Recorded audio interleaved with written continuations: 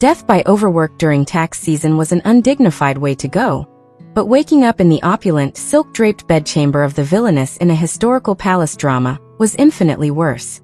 I blinked at the carved mahogany canopy above me, the heavy scent of sandalwood incense doing nothing to calm my racing heart.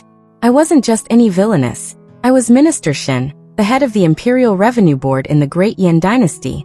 According to the novel The Tyrant's Red Ledger, the original Minister Shen was a corrupt, luxury-obsessed sociopath who had successfully embezzled the entire kingdom's wealth to fund her private army and vanity projects. The plot dictated that in exactly 3 weeks, the righteous and beloved Crown Prince Zhao would demand funds for a critical military campaign, only to discover the imperial vaults echoing with emptiness.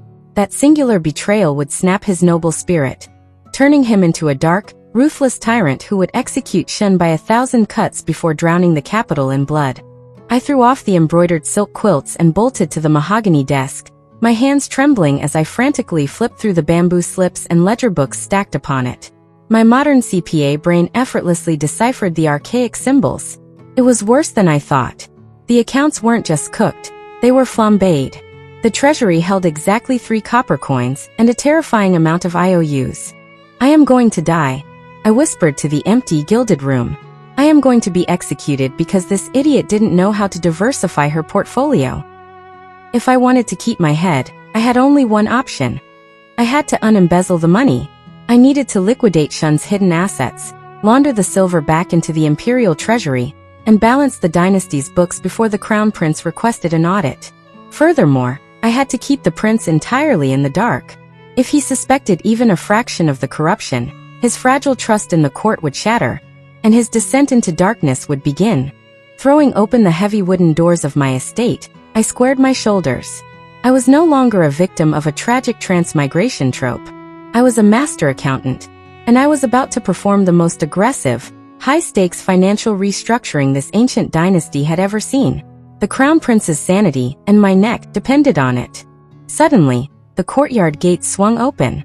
Surrounded by a phalanx of imperial guards, Crown Prince Zhao stepped into the morning light, his dark eyes locking onto mine with chilling intensity. Chapter 1. The morning sun caught the golden thread of Crown Prince Zhao's midnight blue robes, but there was nothing warm about the man.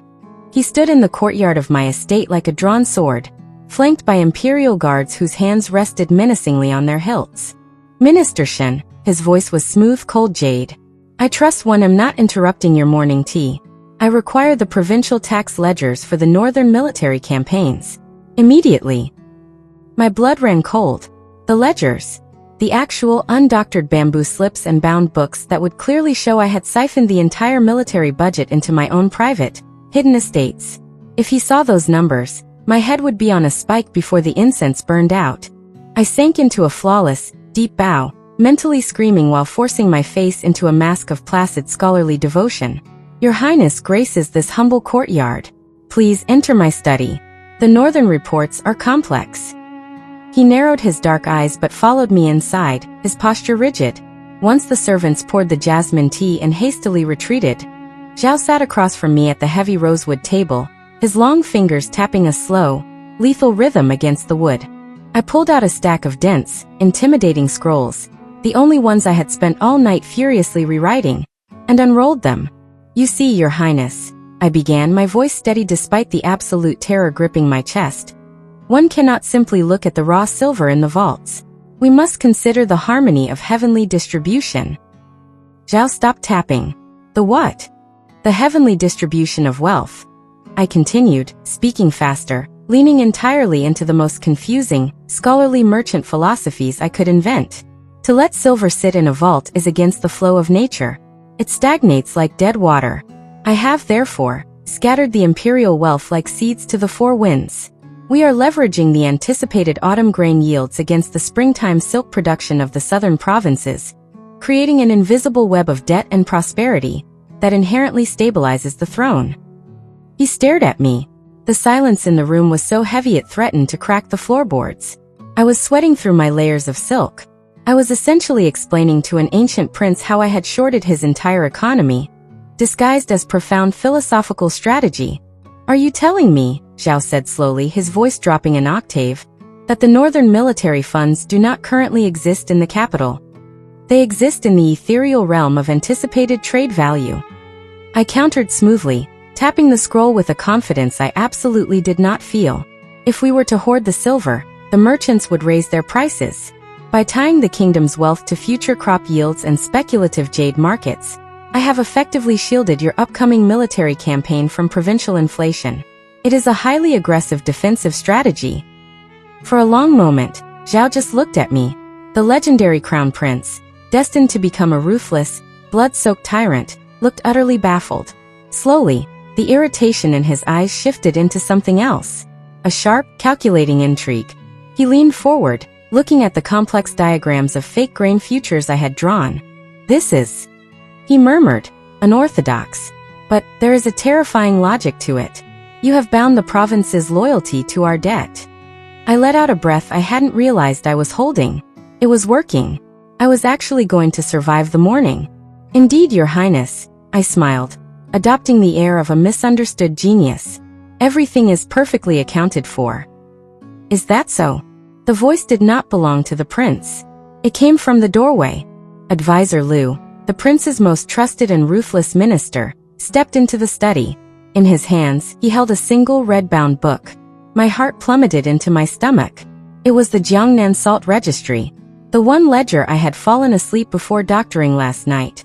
Advisor Liu walked to the rosewood table and placed the book directly on top of my carefully drawn charts. He opened it to the final page, where the brutal, undeniable truth of my theft was written in plain black ink. "A fascinating philosophy, Minister Shen," Advisor Liu said, his eyes glinting with lethal suspicion as Prince Zhao's gaze dropped to the exposed pages. "Perhaps you can apply this ethereal realm of value to explain why exactly 1 million taels of silver are missing from the Salt Registry?" Chapter 2. Surviving the Crown Prince's preliminary inquiry felt like outrunning a charging rhino, only to realize I had sprinted directly into a viper's nest. The missing million taels of silver loomed over my head like an executioner's blade. Back in the privacy of my sprawling estate, I paced the length of my study, glaring at the opulent surroundings. The original Minister Shen had terrible taste, but undeniably expensive terrible taste. My chambers were cluttered with towering coral reefs from the southern seas, tapestries woven with golden thread, and shelves lined with tribute antiquities that absolutely belonged in the emperor's private vaults. If I needed to restore the imperial treasury to keep Prince Zhao from turning into a bloodthirsty tyrant, I had to transform these hoarded treasures into hard silver. I needed to engage in the ancient, noble art of desperate back-alley hawking. I waited until the moon was high and the estate guards were midway through their shift change. Stripping off my embroidered silk official robes, I changed into the coarse hemp tunic of a common laborer, wrapped my chest tightly, and donned a wide-brimmed bamboo hat with a thick mesh veil. Slinging a rough linen sack over my shoulder, currently stuffed with enough purloined imperial jewelry to feed a province for a decade, I slipped over the courtyard wall. My destination was the Ghost Market in the eastern sector of the capital. It was a sprawling subterranean bazaar where disgraced nobles, grave robbers, and ambitious merchants traded secrets and stolen goods in hushed whispers under the glow of crimson paper lanterns. The air was thick with the scent of cheap incense and roasting meat, a stark contrast to the sandalwood of the palace. I navigated the labyrinth of stalls, ignoring the hawkers selling questionable elixirs, and sought out the shadowed corner reserved for high-stakes black market antiquities. I approached a heavily guarded pavilion where a broker sat behind a low wooden table. Without a word, I reached into my sack and placed my prized bargaining chip on the velvet cloth. A solid blood jade tiger, a priceless artifact originally gifted to the court by a tributary kingdom, which the former Minister Shen had quietly intercepted. The broker's eyes went wide, but before he could speak, a tall, imposing figure stepped out from the shadows of the pavilion. The newcomer was swathed in a heavy black cloak, his face completely obscured by a dark hood. "An exquisite carving," the cloaked man said, his voice a rich, low timbre that sent an inexplicable shiver down my spine. He picked up the jade tiger, his long, callous fingers tracing the intricate stripes. "The craftsmanship is distinctly imperial. One might wonder how such a royal tribute found its way to the mud of the Ghost Market." I forced a rough, gravelly tone into my throat, adopting the persona of a seasoned smuggler. "The winds blow many treasures out of the palace walls, master. Are you here to appreciate the weather, or to buy?" The man chuckled, a cold, sharp sound. I will offer 50,000 taels in promissory notes from the Heavenly Prosperity Bank. 100,000, and not a copper less, I snapped back, leaning over the table, my accountant's instincts flaring to life. That jade is flawless. If you sell it to the foreign dignitaries arriving next moon, you will double your coin. Do not insult my intelligence. A heavy silence fell over the pavilion. The cloaked man stood perfectly still, exuding an aura of immense, suffocating authority that felt terrifyingly familiar. You drive a hard bargain, smuggler, he finally murmured, reaching into his robes and pulling out a thick stack of stamped bank notes. He tossed them onto the table. My heart leapt with relief. I reached for the silver notes just as he reached to secure the jade tiger. In that fleeting second, a sudden gust of wind swept through the underground alley. It caught the edge of the stranger's heavy hood, throwing it back against his shoulders. The crimson lantern light flickered, illuminating sharp, aristocratic cheekbones, a resolute jawline, and a pair of piercing, obsidian eyes. My blood turned to ice. It was Crown Prince Zhao. His hand closed over the jade, but his gaze remained locked entirely on me. He stepped closer, the physical distance between us vanishing, and lowered his voice to a deadly, inquisitive whisper. It is rare to see hands so soft bargaining in the dirt. Tell me, merchant, have we met at court? Chapter 3. Have we met at court? I stopped breathing. The air in the ghost market felt as though it had turned to solid lead. Prince Zhao's obsidian eyes narrowed, piercing through the mesh veil of my bamboo hat as if attempting to flay the secret straight from my bones. I had to react. Reaching out with a trembling, calloused hand, I snatched the thick stack of bank notes from the wooden table. With my other hand, I violently swept the broker's oil lantern into a nearby stack of dried medicinal herbs. This mud-dwelling rat knows nothing of golden dragons. I rasped, my voice cracking perfectly. Flames erupted instantly, sending a plume of acrid smoke into the subterranean air. As the broker shouted and the prince instinctively raised a sleeve to shield his face, I melted into the chaotic, surging crowd, sprinting through the twisting alleys until my lungs burned. Back within the secure, opulent walls of my estate, I collapsed over my mahogany desk, pouring the silver notes onto the surface. 100,000 taels. It was a fortune, but in the grand scheme of the empire's bankrupt treasury, it was merely a drop in a parched riverbed. Furthermore, I could not simply carry chests of silver into the revenue board. The imperial censorate would demand to know the origins of the wealth, exposing my previous embezzlement. The silver had to be cleansed. It needed a legitimate path back into the imperial vaults. Thus, I laid the foundation for the Heavenly Commerce Guild. Using loyal, unquestioning servants, I set my shadow syndicate into motion. The proxies. I hired ambitious, lower-tier merchants from the distant western provinces, ensuring they had zero political ties to the capital or the Minister of Revenue. The commodity.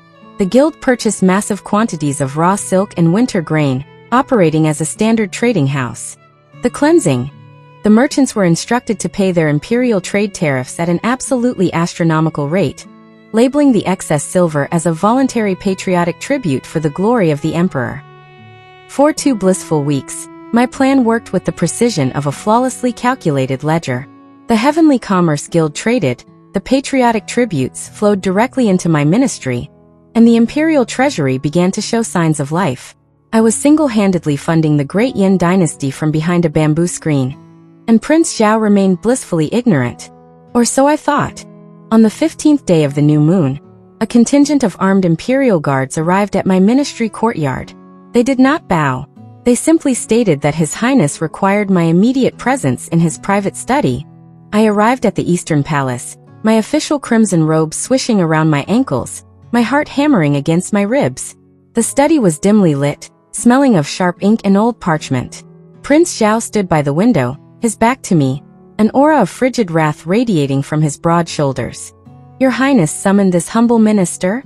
I asked, keeping my head respectfully bowed. Zhao turned. He did not speak.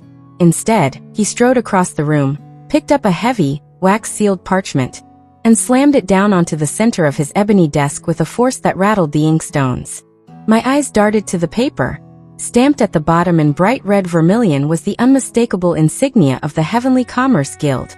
I have spent the last fortnight tracking a shadow syndicate that has appeared out of thin air, Zhao said, his voice dropping to a terrifying, deadly register. a guild moving massive amounts of silver through our borders. Tell me, Minister Shen, how long did you think it would take me to find the traitors secretly funding the Northern Rebellion? Chapter 4. Rebellion. I choked, the word tearing from my throat. My knees threatened to buckle, but sheer survival instinct locked my joints in place. Treason was a crime punishable by the eradication of 9 generations of one's family. Your Highness, you wound my unwavering loyalty. This guild is not funding the Northern rebels. It is funding you. Prince Zhao's dark eyes remained as cold as a frozen lake. He did not lower his imposing stance. Explain yourself, Shen. And do so carefully. My blade is notoriously impatient. Taking a deep, stabilizing breath, I adopted the most arrogant, untouchable posture I could muster. The very essence of the villainous Minister of Revenue. The Heavenly Commerce Guild is a clandestine arm of my ministry, I declared, waving a dismissive hand at the parchment. If I openly raised taxes, the provincial lords would riot. But by establishing a shadow merchant fleet, I can monopolize the western silk routes, drive up the market prices, and funnel the exorbitant voluntary tariffs directly into the imperial vaults. It is a state-sponsored monopoly, Your Highness. I am bleeding the greedy lords dry to finance your future military campaigns. Zhao stared at me. The suffocating pressure in the room shifted, morphing from murderous intent into a sharp, calculating curiosity. He looked at the wax-sealed contract, then back at me. A secret imperial monopoly, he mused, his low voice testing the weight of the words. A bold claim. If this is true, the ledgers will reflect an intricate flow of silver. You will prove this to me. Tonight. Right here. Before I could protest, his guards hauled in 3 heavy iron-bound chests filled with the confiscated bamboo slips and parchment ledgers of the Heavenly Commerce Guild. The heavy wooden doors slammed shut, locking us inside. For the next 6 hours, the opulent study became a battlefield of numbers. We sat side by side at his massive ebony desk, bathed in the flickering, golden light of oil lamps. The only sounds were the scratching of ink brushes and the furious, rhythmic clacking of my wooden abacus. I had to mentally reverse engineer my own laundering scheme, ensuring the fabricated profits aligned perfectly with the imperial tax codes. All while the crown prince of the great Yan dynasty scrutinized my every stroke. It was utterly exhausting, yet strangely intoxicating. Zhao was no foolish royal. His mind was a steel trap, catching mathematical discrepancies with terrifying speed. We parried over grain yields and silver weights, our voices dropping into hushed, intense murmurs as we bent over the same scrolls. Slowly, the tension in the room transformed. As the midnight bell tolled, the physical distance between us had entirely evaporated. He leaned over my shoulder to trace a line of text on a ledger, his chest brushing against my back. The heat radiating from him was palpable, a stark contrast to the cool autumn air of the palace. I froze, my fingers stalling on the abacus beads. I could feel the steady, powerful rhythm of his breathing. Zhao did not pull away. Instead, he leaned down even further, his face drawing dangerously close to the crook of my neck. I stopped breathing altogether, my heart hammering a frantic rhythm against my ribs. Your calculations are flawless, Minister Shen, Zhao murmured, his voice dropping to a velvet whisper that sent a jolt of electricity straight down my spine. But there is one discrepancy you have failed to balance. He closed his eyes, taking a slow, deliberate breath against my collar. The scent of plum blossom mixed with cheap, sulfurous ghost market smoke. I have been wondering where I smelled it before, smuggler. Chapter 5. Smuggler. I forced a dry scoff, though my pulse drummed a frantic war march in my ears. I snapped my wooden abacus shut, the sharp clack breaking the suffocating tension. I spun around to face him, leaning back against the edge of the heavy ebony desk to maintain a sliver of physical distance. Your Highness jests, I said smoothly, waving a dismissive hand.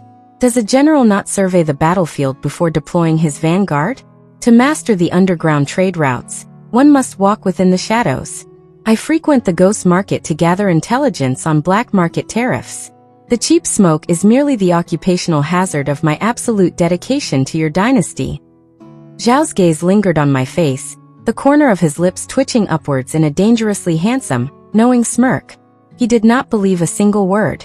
Yet, before he could press his inquiry, the harsh, resonant gong of the morning court assembly echoed through the courtyards of the Eastern Palace, saved by the Emperor's bell. However, my relief was agonizingly short-lived. The heavens, it seemed, had decided my karmic debt was overdue. Enter Lady Lin. The daughter of the Grand Imperial Censor, Lady Lin was the original, pure-hearted protagonist of the world I had tumbled into. She possessed skin like polished jade, a disposition as gentle as a spring breeze, and an absolutely infuriating, unyielding sense of moral justice. While I was frantically trying to secretly refund the Empire to save our collective necks, she arrived at the capital with a singular, righteous mission: to cleanse the imperial administration of its most corrupt pestilence, namely me. For the next 10 days, my existence became an exhausting, perilous balancing act. The Shadow Treasury. I was desperately funneling the laundered silver through the Heavenly Commerce Guild, praying the influx of wealth masked the glaring voids in the older accounts. The royal overseer, Prince Zhao, had taken to supervising my daily tasks. He would lounge in my ministerial study reading military scrolls, his intense, brooding presence making my hands tremble over my inkstones. Our verbal parrying had taken on a terrifyingly electric tension that left my stomach in tight knots. The righteous hound. Lady Lin hovered around the revenue board like a vengeful spirit, questioning my frightened clerks and endlessly scrutinizing the provincial grain quotas. I truly believed I had successfully hidden the original, disastrous records. I had buried them beneath a mountain of obsolete agrarian tax reforms in the deepest, dampest subcellar of the archives. I had grossly underestimated the sheer, terrifying power of destiny. On the morning of the Grand Mid-Autumn Royal Assembly, the Vermilion Hall was packed with high-ranking courtiers. I stood in my rightful place among the 9 ministers, stealing subtle, sideways glances at Prince Zhao, who stood tall and resplendent in black and gold silk beside the dragon throne. Suddenly, the heavy ceremonial doors were thrown wide open. Lady Lin marched into the grand hall, her pristine white robes fluttering behind her, entirely ignoring standard court protocol. Behind her, 2 burly censorate guards carried an ancient, heavily rusted iron chest. "Your Imperial Majesty, forgive this brazen intrusion," Lady Lin cried out, dropping to her knees in a flawless, dramatic bow of supplication. "But I bring urgent, undeniable proof of grand corruption that threatens the very foundation of the great Yin dynasty." The grand hall erupted into horrified whispers. Beside the throne, Prince Zhao's hand instinctively dropped to the jade hilt of his sword, his eyes narrowing. "Speak, daughter of the censor," the emperor commanded, his voice rolling through the hall like distant thunder. Lady Lin rose gracefully. She turned, her eyes locking onto mine with a burning, righteous fury. With a swift motion, she kicked the heavy iron chest open, spilling dozens of familiar, red-tasseled bamboo ledgers onto the polished marble floor.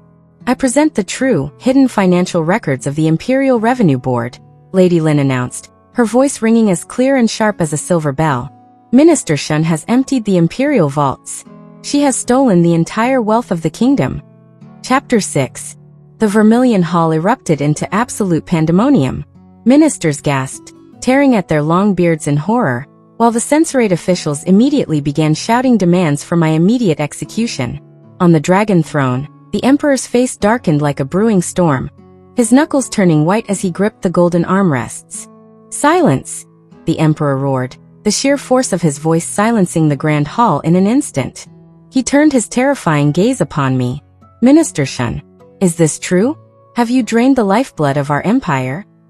My soul prepared to casually depart my body, but my survival instincts nailed it firmly back into place. I smoothed my crimson official robes, stepped gracefully around the scattered bamboo slips, and bowed deeply. "Your Imperial Majesty," I said, my voice projecting a calm clarity I absolutely did not feel.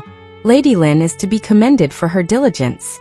She has indeed discovered the earth ledgers. It is a pity she did not possess the clearance to understand them." Lady Lin bristled, her pure, righteous facade cracking. "Do not speak in riddles, Viper. The numbers are written in red ink. The vaults are empty." "They are written in red because they are bait, my lady," I replied smoothly, turning to face the court. I invoked the most complex, headache-inducing philosophical mathematics I could muster. I have employed the ancient, esoteric, yin-yang dual harmony method of accounting. The red slips you hold, the earth ledgers, were deliberately falsified to show a catastrophic deficit. I swept my gaze across the hall, locking eyes with several notoriously corrupt provincial lords who suddenly looked very pale. By creating the illusion of an empty treasury, I laid a trap. I continued, projecting pure, arrogant confidence. I lured the corrupt magistrates of the southern provinces into a false sense of security, prompting them to hoard their tax grain, believing the capital was too weak to audit them. Meanwhile, the true wealth of the dynasty has been securely managed through a clandestine state monopoly, the Heaven Ledgers. Preposterous! The Grand Imperial Censor shouted, stepping up beside his daughter. A desperate lie to save her neck. Where is the proof of these Heaven Ledgers? The proof, a low resonant voice echoed through the hall, resides with me. The entire court fell to its knees as Crown Prince Zhao stepped down from the dais. He strode over to the scattered red bamboo slips, his black and gold robe sweeping majestically over the marble. He did not look at Lady Lin, his obsidian eyes were fixed entirely on me.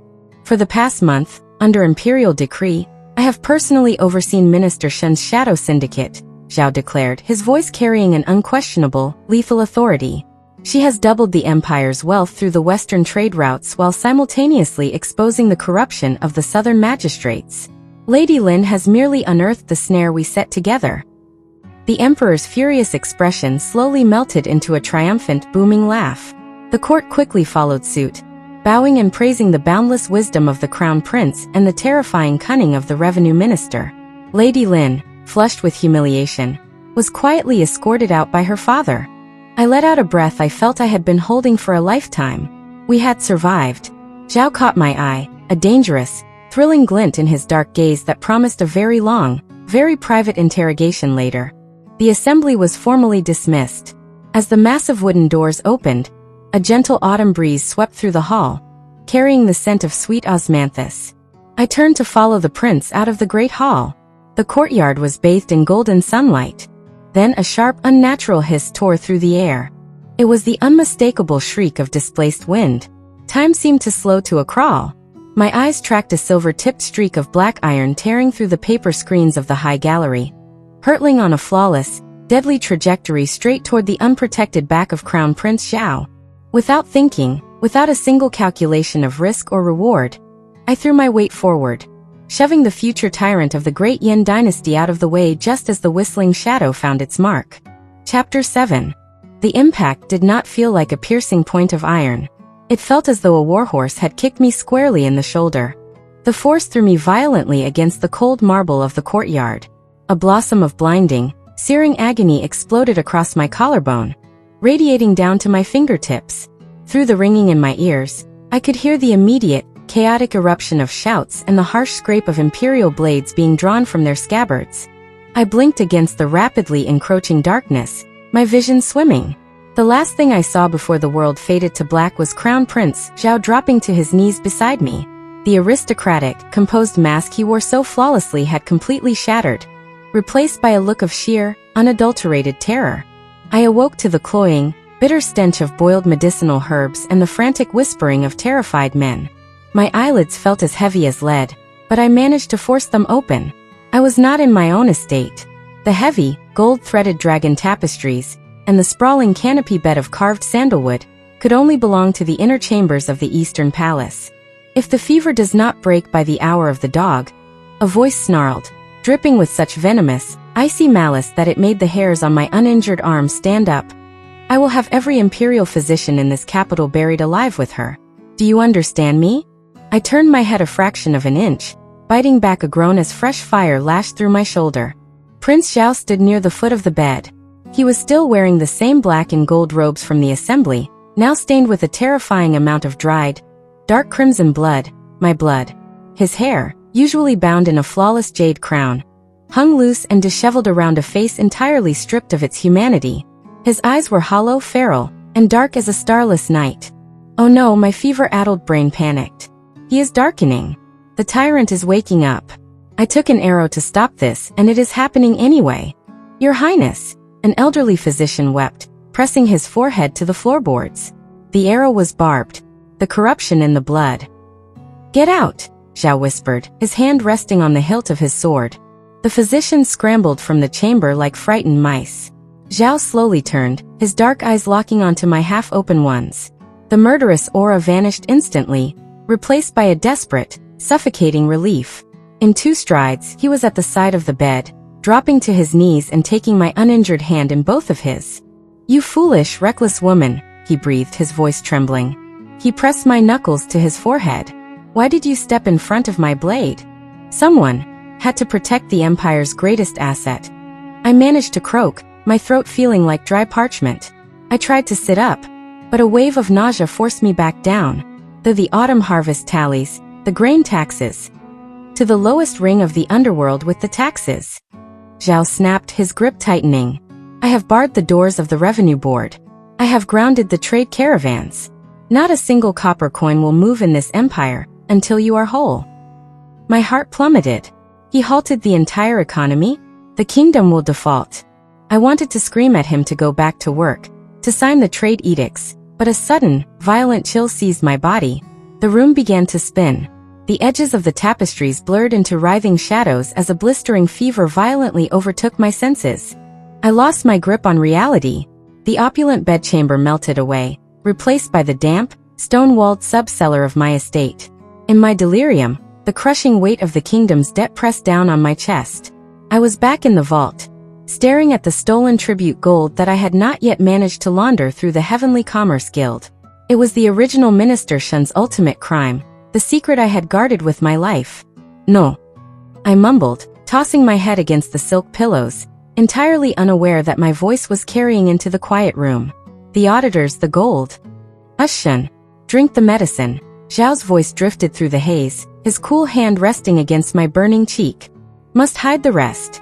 I panted, my eyes squeezed shut as the feverish dream consumed me. The weeping willow in the northern courtyard. Turn the bronze lotus basin 3 times to the left. The vault. I grabbed blindly at the fabric of his sleeve, my grip desperate. 3 million taels of imperial gold. I whispered into the agonizing darkness. "Don't tell the crown prince. He will kill me." The cool hand resting against my burning cheek went entirely still. Chapter 8. When the fever finally broke, 7 days had passed. I awoke with a dull, throbbing ache in my shoulder, and a mind that felt as though it had been scrubbed with coarse river sand. The opulent bedchamber in the Eastern Palace was empty, devoid of the terrifying, blood-soaked prince who had haunted my fever dreams. As soon as I could stand without the room tilting dangerously, I demanded a palanquin to return to my own estate. The imperial physicians protested, but the terrified reverence in their eyes told me Prince Zhao had made good on his threat regarding my survival. The moment the heavy wooden gates of my estate closed behind me, I ignored the greetings of my servants and practically sprinted to the northern courtyard. My heart hammered against my ribs, each beat echoing the delirious words I remembered whispering in the dark. I reached the grand weeping willow. Beneath its sweeping, golden-leaved branches sat the heavy bronze lotus basin. It had been moved. My breath caught in my throat. The layer of moss around the base was disturbed. Trembling, I gripped the edge of the bronze basin and pushed. It glided aside on its hidden tracks much too easily. I peered down into the stone-lined vault that had once held the original Minister Shun's most damning secret. 3 million taels of stolen imperial gold. It was completely, utterly empty. Not a single gold flake remained. My knees gave out, and I collapsed onto the damp grass. He knew. Prince Zhao had found the gold. He knew I was the one who had emptied the imperial treasury. The Grand Deception, the Heavenly Commerce Guild, the Yin-Yang ledgers. It was all unmasked. Yet the censorate guards had not kicked down my doors. I was not sitting in the imperial dungeons awaiting execution by 1,000 cuts. Why? The answer arrived through terrified whispers from my highest-ranking clerks. Prince Zhao had not returned to the morning assembly. Instead, he had unleashed the Black Dragon Crest, his elite, personal shadow guards, upon the capital. But they were not arresting my accomplices. They were dissecting my past.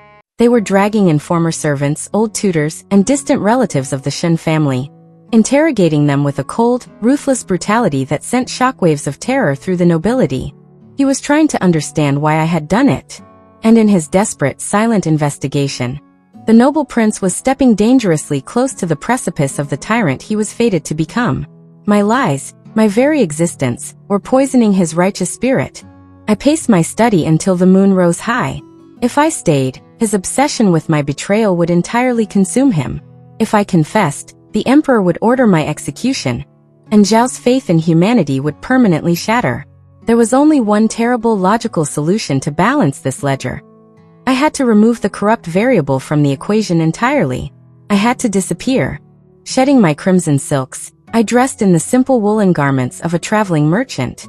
I packed a single, modest satchel with enough silver notes to survive and slipped out the servants' gate, boarding a hired, unmarked carriage destined for the southern border.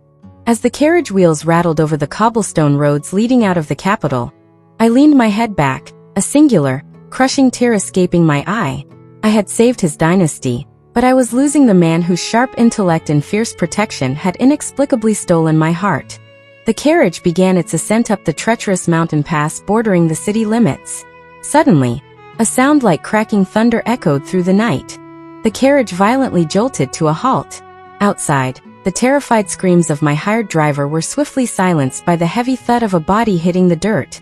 I froze, my hand flying to the small iron dagger hidden in my sleeve. The heavy fabric curtain of the carriage door was thrown aside, revealing the chilling silver masks of the Black Dragon Crest guards. They did not draw their swords, nor did they utter a single word. They merely parted like a dark sea, forming a path toward the edge of the mountain pass.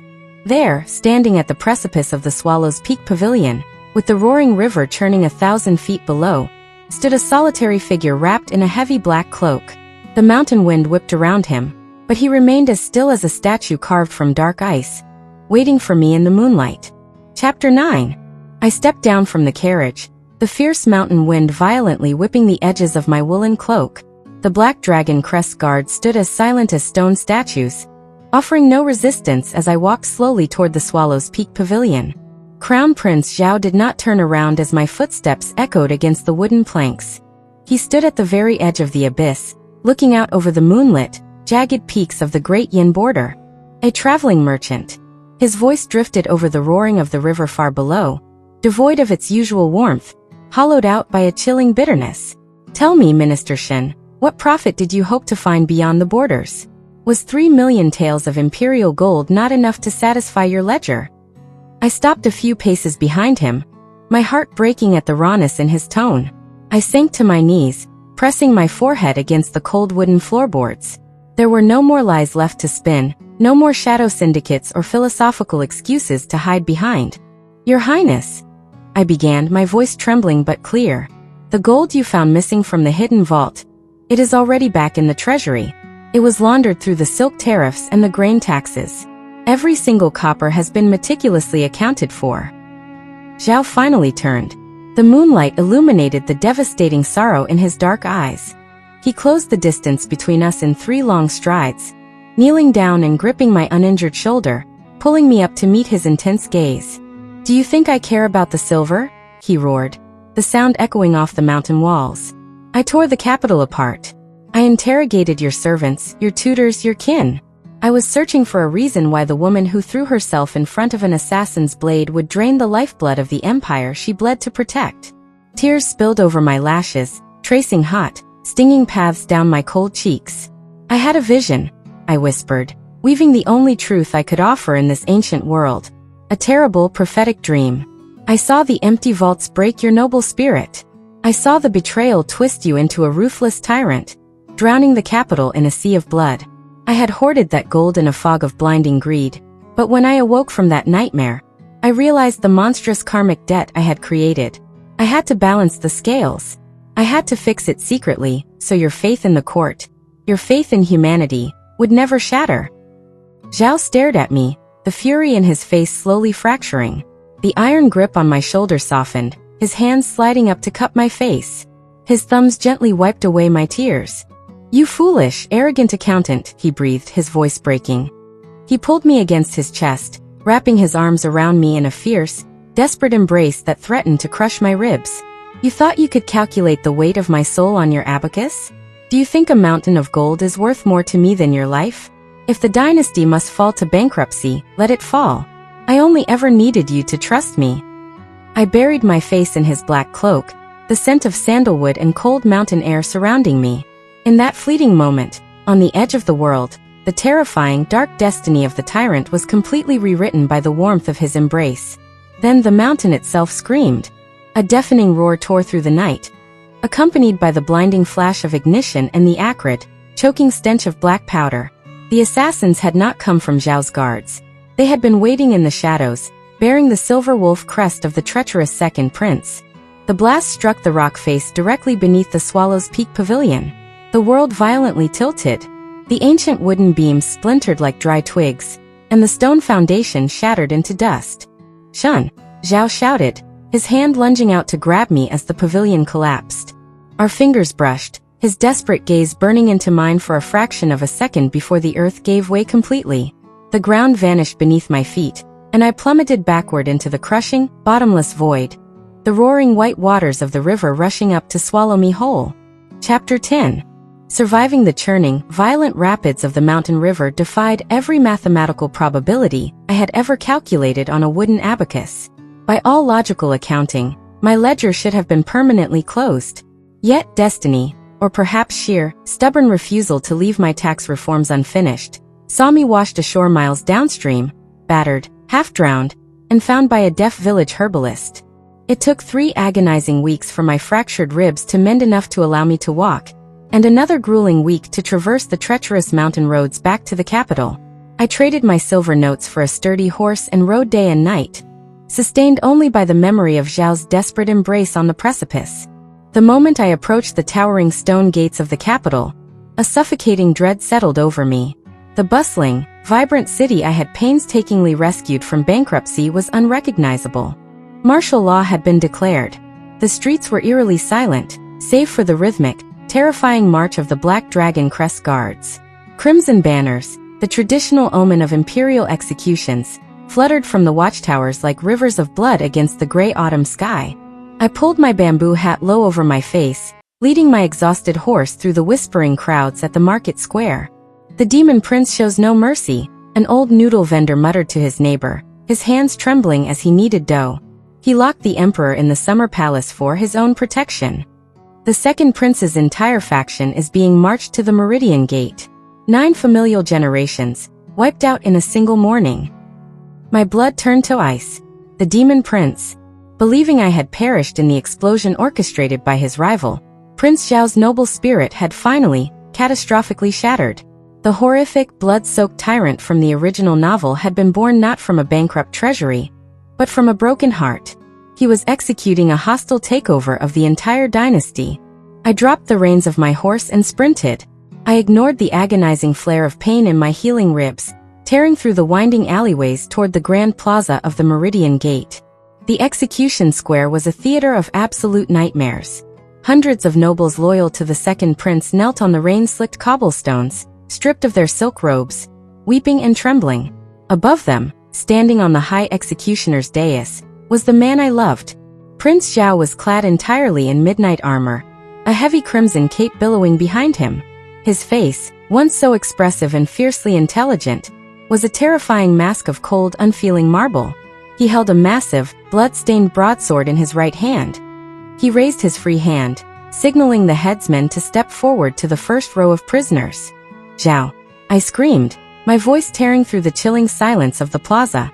The Black Dragon guards moved to intercept me, but I shoved past their halberds with the reckless strength of a woman with nothing left to lose. My bamboo hat fell away, my woolen cloak slipping from my shoulders to reveal the pale, bruised face of the woman the entire empire believed lay at the bottom of a river. "Stop!" I gasped, stumbling to the base of the dais, clutching my aching side. "Zhao, please stop this madness." The prince slowly turned his head. He looked down at me from the executioner's platform. For a breathless second, the entire plaza froze. I waited for the marble mask to crack, for the profound, desperate relief to flood into his obsidian eyes just as it had in my bedchamber. Instead, he descended the wooden steps with the terrifying, predatory grace of a snow leopard. He did not drop his weapon. He stepped directly in front of me, raising the heavy, blood-stained broadsword until the cold steel rested flush against the fragile skin of my throat. His dark eyes, empty of all warmth and entirely devoid of recognition, stared down at me. "You wear a dead woman's face to beg for traitors," he whispered, his voice as hollow and cold as a tomb. "Give me one reason why I should not sever it from your neck." Chapter 11. The cold steel of the broadsword bit dangerously into the skin of my neck. A single drop of blood welled up, sliding down the collar of my worn woolen tunic. Around us, the execution square was deathly still. The Black Dragon crest guards gripped their halberds, waiting for their prince to sever the head of the madwoman who dared impersonate his fallen minister. I did not flinch. I did not close my eyes. Instead, I reached into the satchel at my waist. Zhao's blade pressed a fraction tighter, a silent warning, but I slowly withdrew a heavily worn, red-tasseled bamboo scroll. "If I am a dead woman," I said, my voice steady despite the terrifying proximity of the blade, "then you must explain who else could possibly balance the agricultural deficit of the southern provinces while factoring in the exorbitant tribute tariffs of the Heavenly Commerce Guild." Zhao's obsidian eyes narrowed, a flicker of confusion momentarily fracturing his empty gaze. I raised the scroll, pressing it directly against the flat of his blood-stained sword. I did not spend the last 3 moons falsifying the earth ledgers, selling my own furniture at the ghost market, and agonizing over inkstones until my fingers bled, just to watch you bankrupt your own soul. Do you have any idea what a massacre of this scale will do to the Empire's trade routes? The northern merchants will flee, the silk market will collapse, and the treasury will hemorrhage silver. The sword wavered. The faintest tremor ran through his gauntlet hand. "You told me on the Swallow's Peak Pavilion that a mountain of gold was not worth my life," I choked out, the tears finally spilling over my lashes unchecked. "Is this your idea of a balanced scale, Zhao? To throw away the noble ruler you were born to be, just to avenge a life that was never truly lost? Look at me. I am right here. The ledger is not closed." For a long, agonizing moment, the plaza held its breath. Then, the heavy broadsword clattered violently against the cobblestones. The terrifying mask of the demon prince shattered completely, leaving behind a man who looked as though he had wandered through a desert of ash and finally found rain. With a choked, tearing gasp, Zhao fell to his knees, his armored arms wrapping around my waist, burying his face into my stomach. He shook violently, the fearsome tyrant reduced to a weeping, desperate mortal. I collapsed to my knees beside him, wrapping my arms around his broad shoulders, burying my face in his disheveled hair. We clung to each other amidst the rain-slicked stones and the kneeling prisoners, 2 fixed points in a world that had entirely spun off its axis.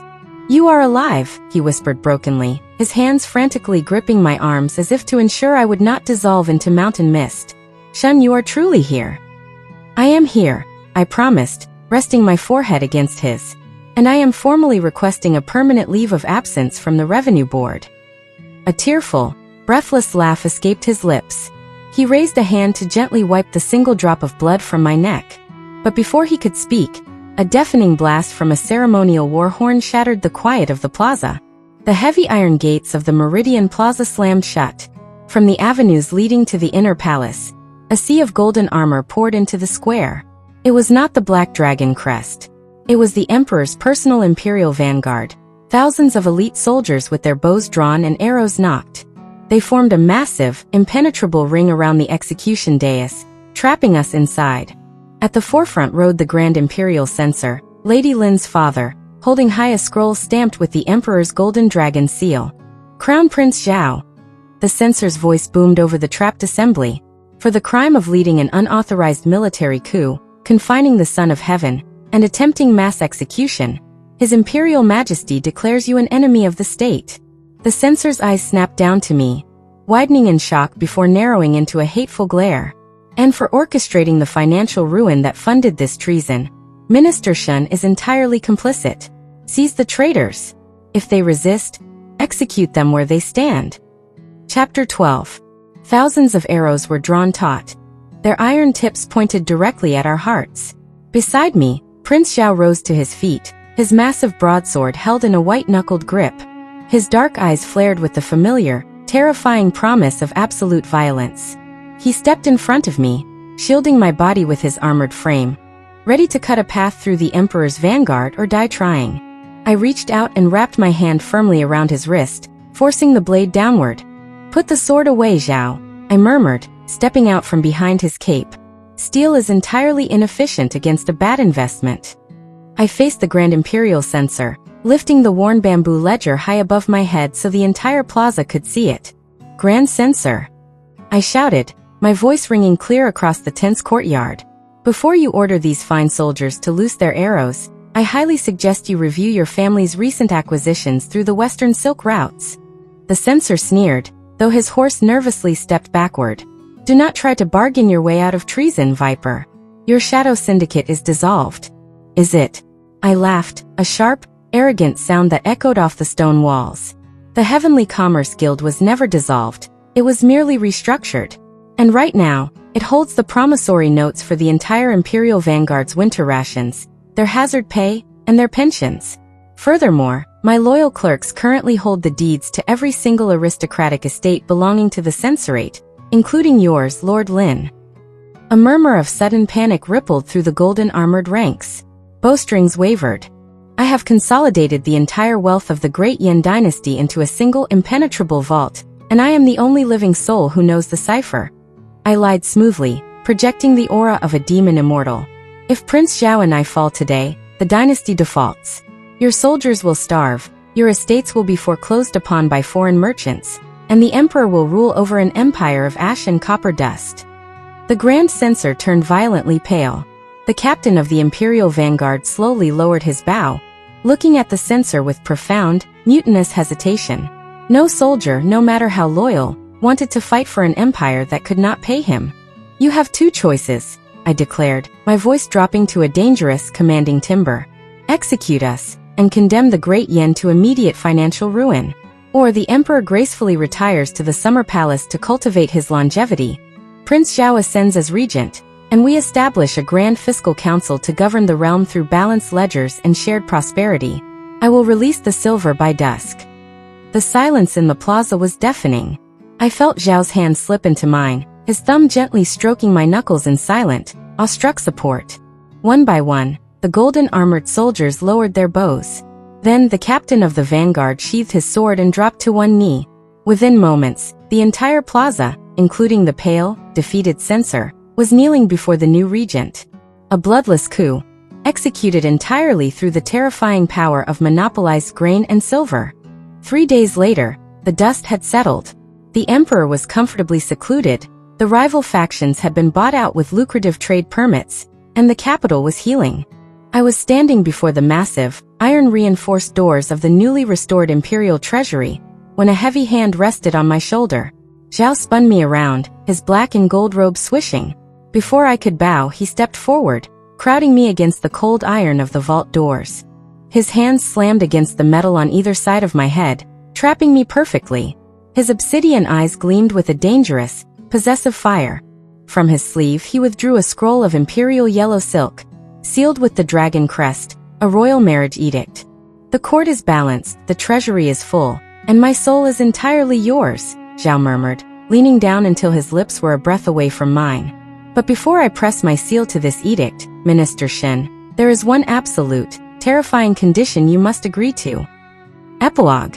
You are never, under any circumstances, to set foot in a subterranean night market without me again. It was a small price to pay for the empire. 5 years later, the Great Yin dynasty was the most prosperous, terrifyingly efficient empire in the known world. The bloody, tyrannical reign of the demon prince remained nothing more than a faded, forgotten nightmare. Instead, the kingdom was governed by a profound and unshakable partnership. I, now the crown princess, effectively ruled the realm's domestic affairs from behind an oversized, jade-beaded abacus. The Grand Fiscal Council ran like a well-oiled water wheel. The ledgers were permanently inked in black, and the provincial lords were far too wealthy to ever consider rebellion. Zhao handled the military and foreign diplomacy with a calm, decisive authority. He had not lost his sharp edge, but the darkness had been entirely chased from his heart. To the court, he was a formidable, brilliant regent. To me, he was a wildly devoted husband who found my aggressive tax policies deeply, inexplicably romantic. I sat at my mahogany desk in the Eastern Palace, dipping my brush into fresh ink, when the doors opened. Zhao strode in, dismissing the guards with a wave of his hand. He walked up behind my chair, leaning down to press a soft kiss to the crook of my neck, right over the faded scar of an assassin's arrow. The Western ambassadors have agreed to your tariff demands, he murmured, his hands resting on my shoulders. They were terrified of you. It was magnificent to watch. I smiled, setting down my brush and leaning back into his embrace. I merely explained the mathematical certainty of their ruin if they refused. It is just basic accounting, my love. He chuckled, a rich, warm sound that filled the sunlit study. He turned my chair, pulling me into his lap. His dark eyes filled with endless, unwavering affection. The ledgers were perfectly balanced,